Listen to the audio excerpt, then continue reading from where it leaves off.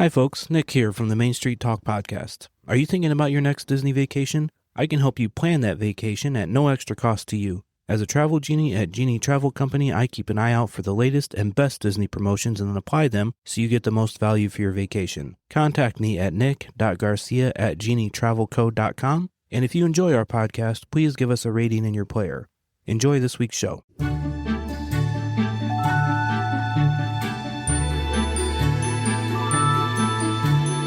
Hello, everybody. Welcome to this week's episode of the Main Street Talk podcast. Your go-to podcast for all things Walt Disney World related, all the news and updates and tips and tricks. I am your host, Nick, and as always, with me is Joni.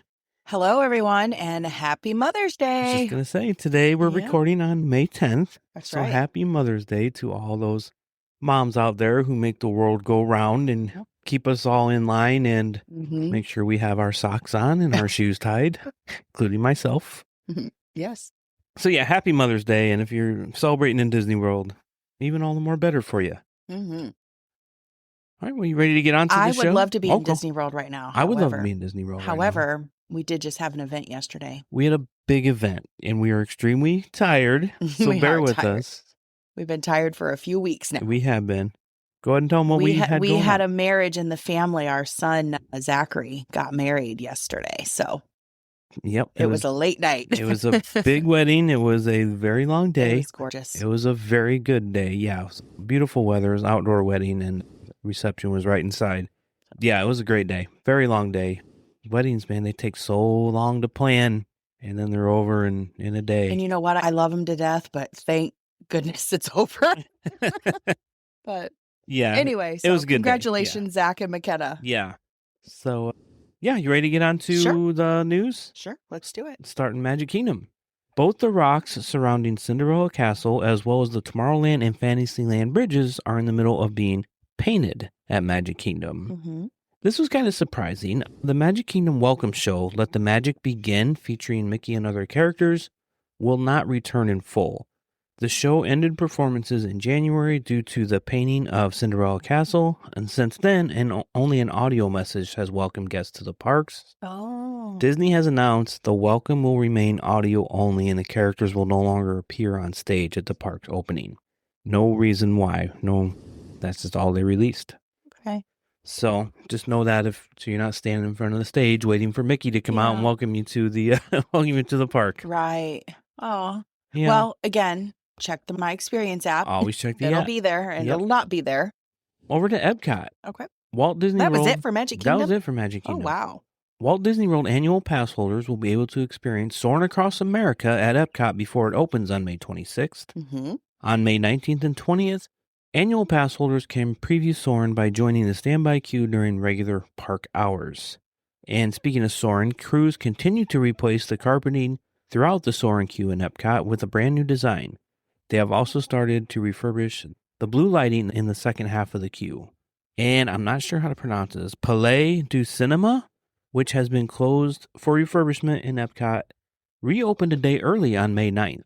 Okay. It was supposed to open on May 10th, but they got it ready to go. So it's already open regardless of when when you get this, it's already open, regardless of the day. Yep.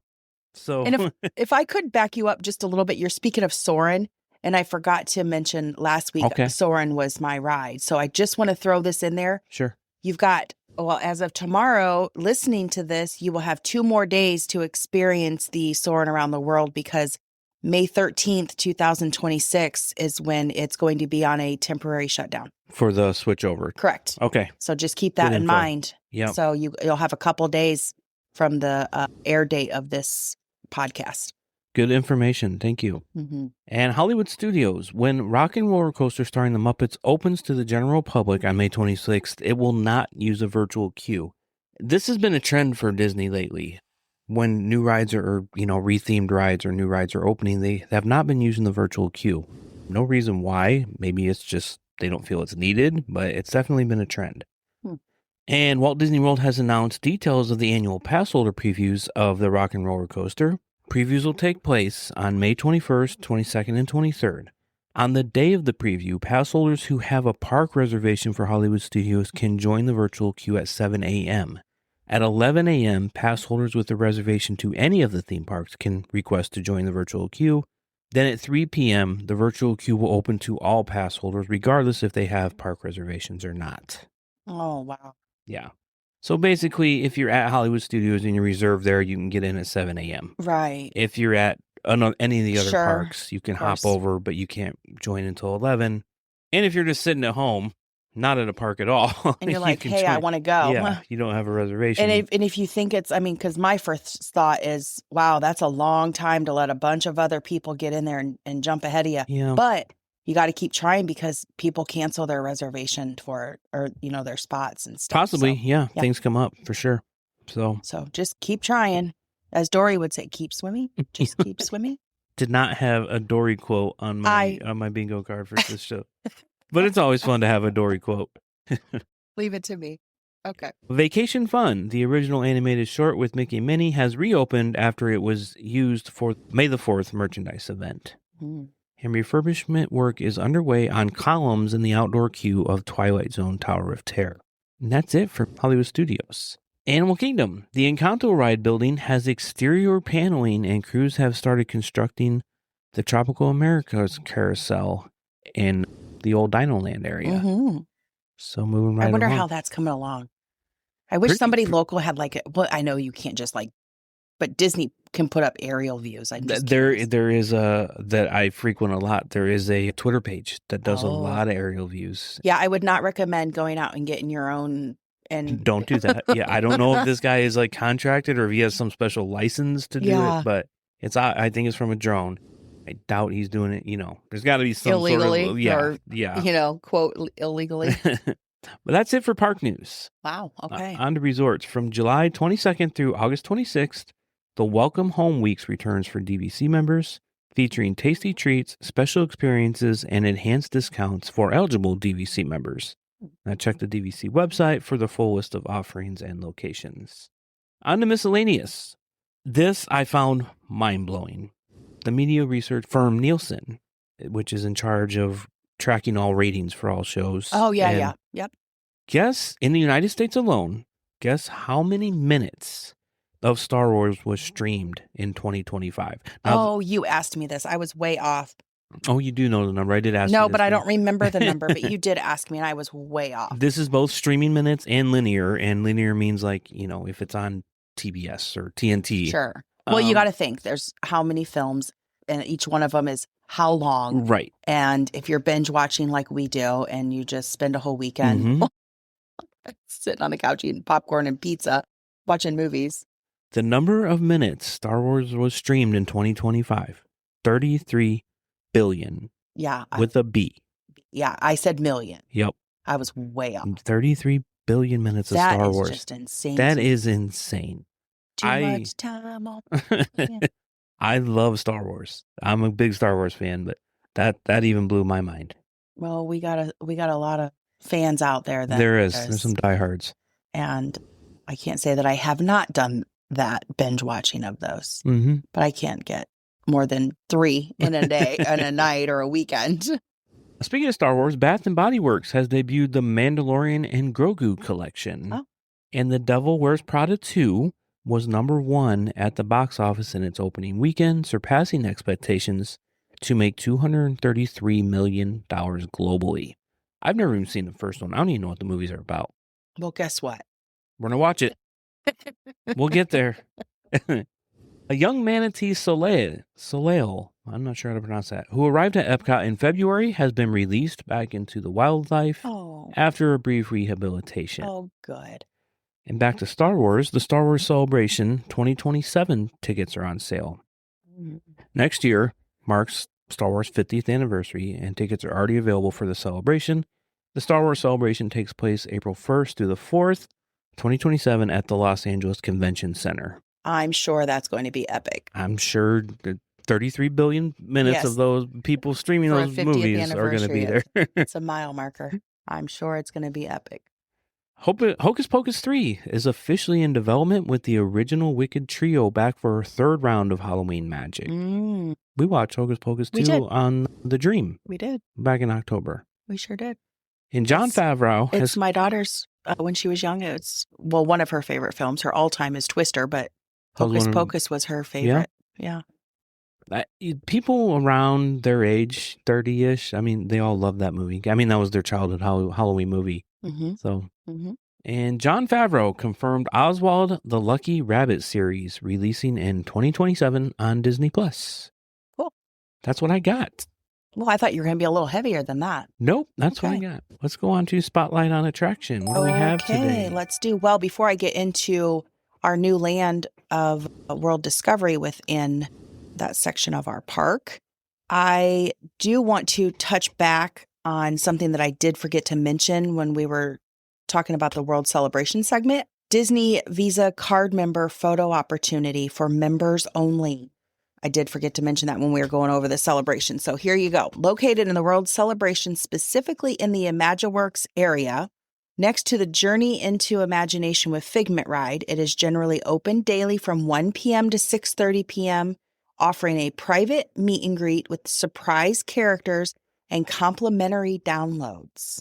A valid Disney Visa card is necessary to enter, and the characters featured in the meet and greet are Mickey, Minnie, Pluto, or Goofy, but they are not announced ahead of time. So you just show up and see who it is. You just show up and see who you get. Okay. So anyway, forgot to mention that. Wanted to throw it in. It's a nice perk for a card member, Sure, a private meet and greet. So yeah, and complimentary downloads. Yeah, it doesn't really matter who you meet, I don't think. No, sure doesn't. Go a few times. Hopefully they're all there. So on to our regularly scheduled program. We're going to talk about Mission Space today.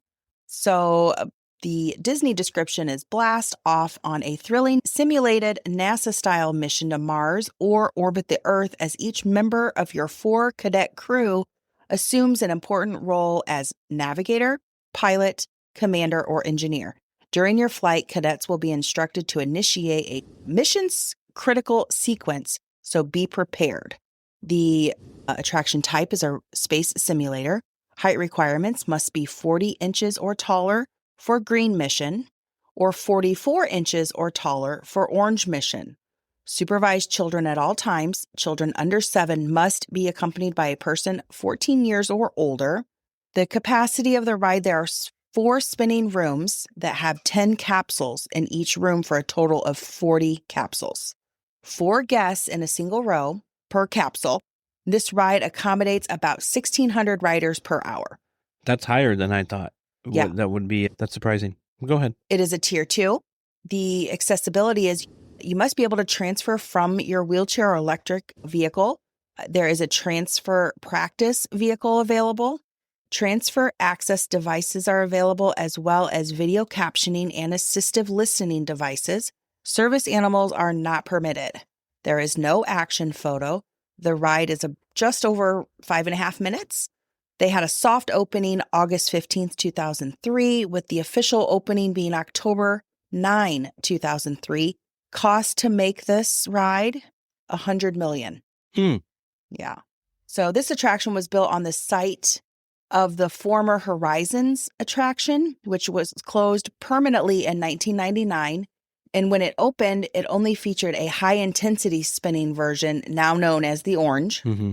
The milder green mission was added later in 2006. The seating restraints may prohibit riders of certain body shapes or sizes from riding. Expectant mothers should not ride either color mission, nor should you ride if you are uncomfortable by enclosed dark spaces or simulators. So, how do you choose which mission is right for you? Though each of them offer the same exhilarating training missions, they do offer different intensities. The Orange team, who orbits and lands on Mars, is more intense training and highly turbulent motion simulator thrill ride that spins and creates G-forces during launch maneuvers that can result in, here you go, ready? Nausea, headache, dizziness, disorientation, even if you have never experienced motion sickness before. So, there is also a warning. A big warning, Orange mission warning. For safety, you should be in good health and free of high blood pressure, heart, back, or neck problems, motion sickness, or other conditions that could be aggravated by this adventure. I think if I remember right, I think there are several warnings before you get on Mission Orange. Yes. So the milder green team, who orbits the Earth, is an exciting motion simulator ride that does not spin and is less likely to cause motion sickness. We've done both. Yes. I will never go on Orange again. I will never step foot on Orange again. I suffer from very mild bouts of vertigo from time to time. Yes. I have never experienced motion sickness on a ride in my entire life. I mean, we just did Velocicoaster in Universal. I got a little bit on that. I see, and that didn't bother me. When I walked off Mission Space Orange, I was not right for about an hour. Yeah. I laid down on the bench for 15 minutes while you were doing whatever you were doing. I remember that. Probably shopping or eating. I just be extremely cautious. Yes. Like I said, I've never experienced motion sickness, and this got me. Same with me. So green affected me. It didn't affect me at all. I think the first time we rode it, we went orange. No, we went green. No, we did go green because we had the boys with us. You're right. And then we're like, hey, let's go like big kids. And and I we're will by never ourselves. And let's go back with the littles. Yeah, I'll go back on green. That's right. So that's what I have for Mission Space, but I also want to throw in the Advanced Training Lab, which is part of the Mission Space. So that is at the exit of this ride. And that's where I laid down on the bench. Yes. So I was probably off playing in the lab. Oh, I was, because I wanted you to come over and take a picture. I was like, to give our me a grandson. minute. That's right.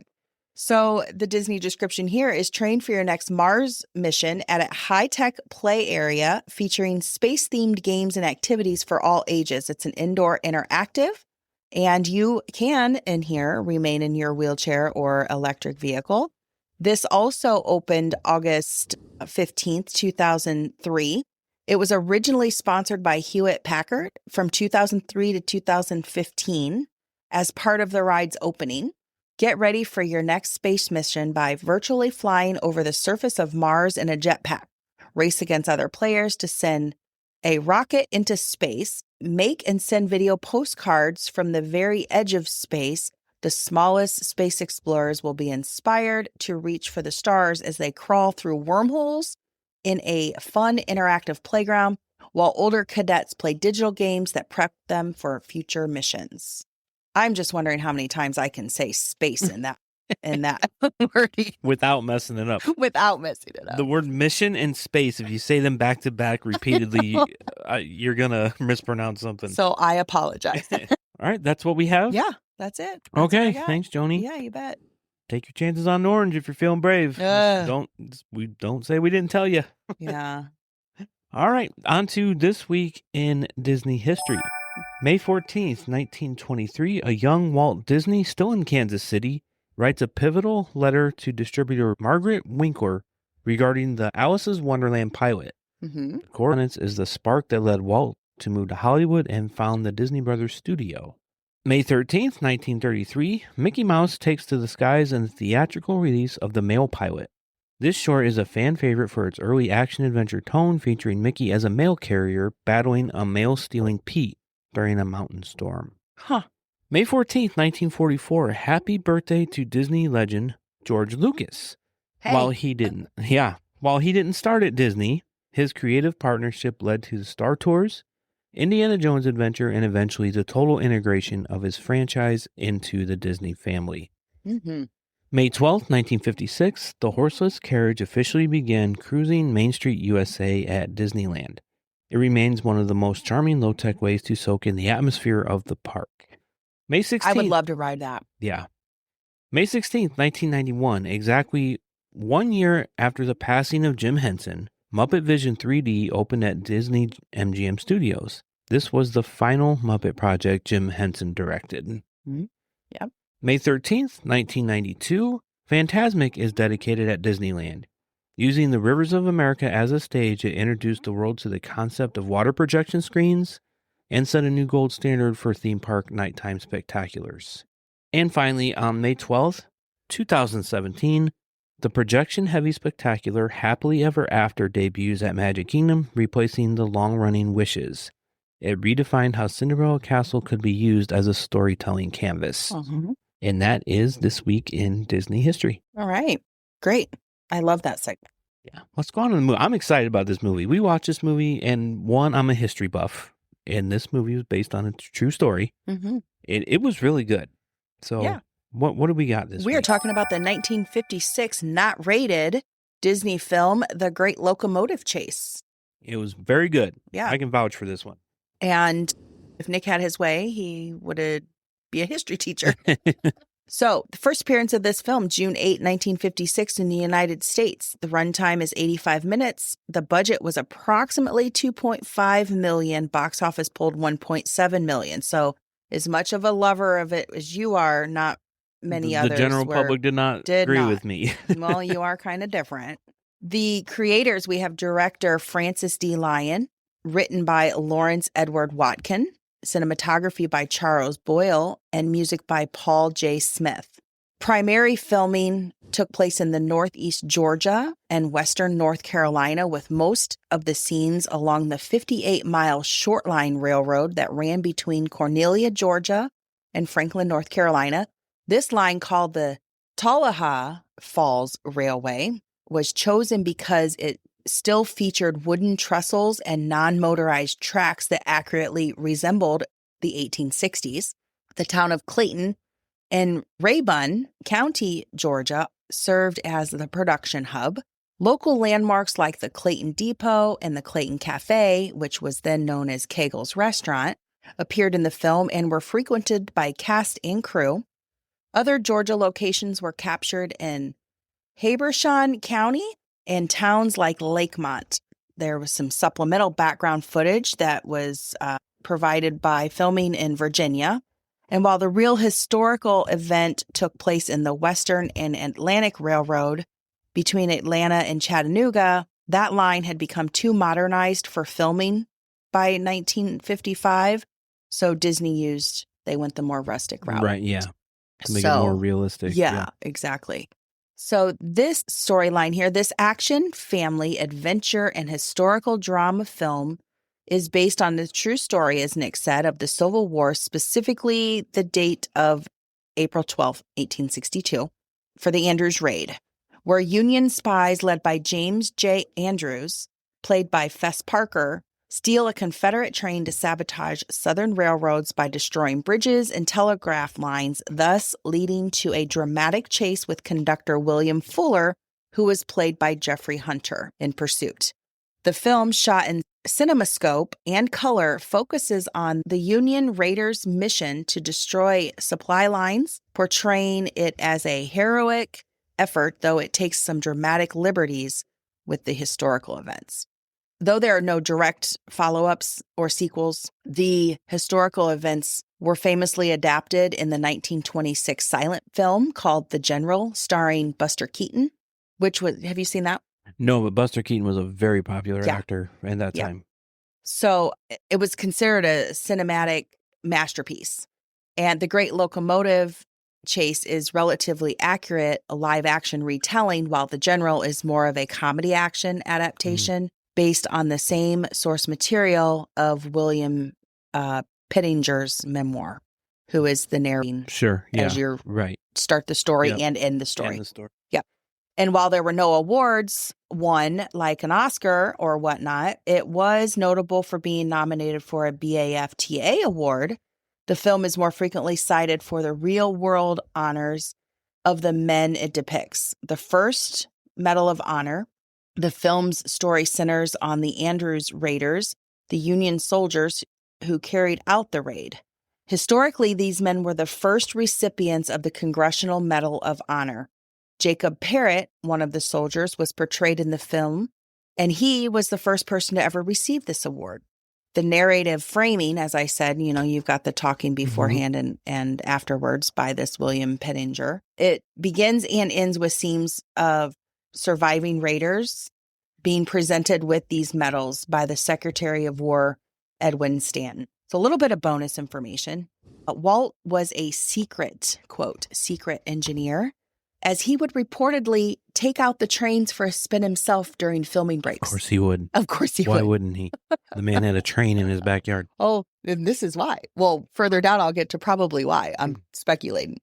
Number 2 bonus.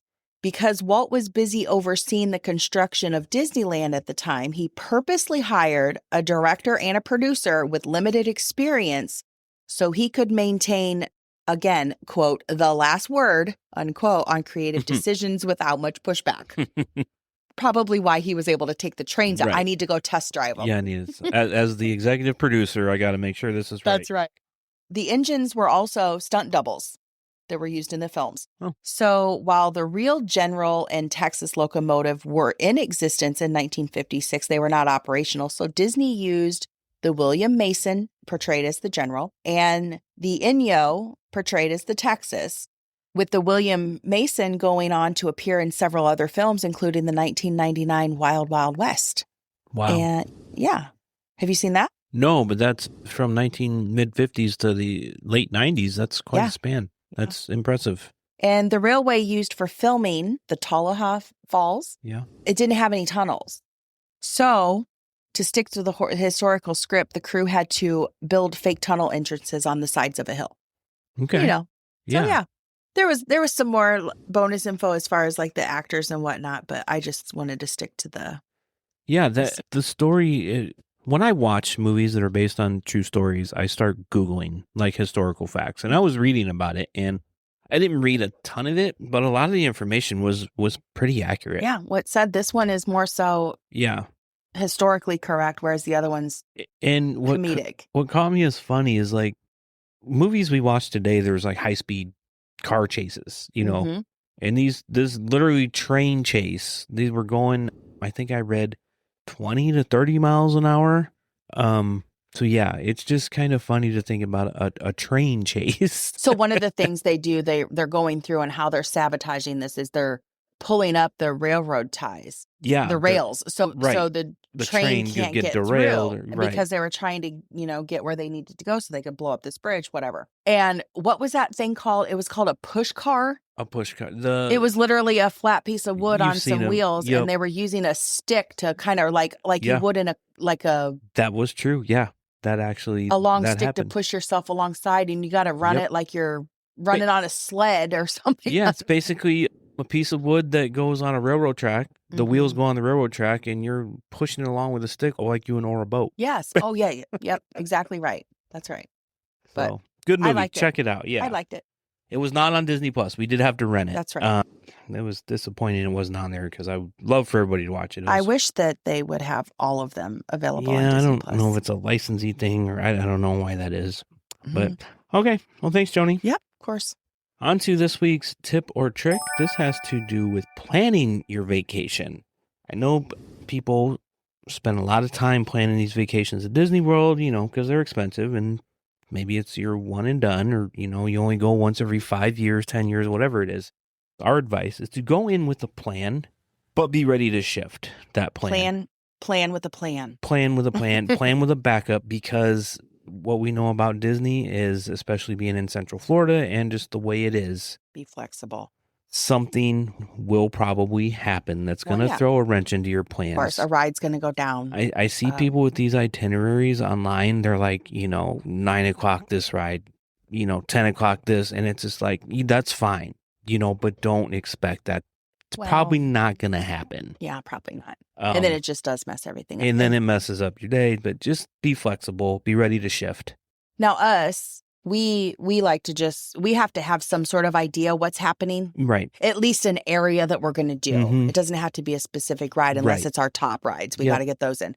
But we've learned that it is just way too stressful for us anyway to live that tightly to a schedule. And we don't really enjoy our time very much. We feel like we're working. Yep. Exactly. Just go, relax, have a good time. We book our lightning lanes and we make our lightning lanes on time, and we just fill in the space between. That makes sense to us and what's available to do. Yeah, just prioritize what you want to get done.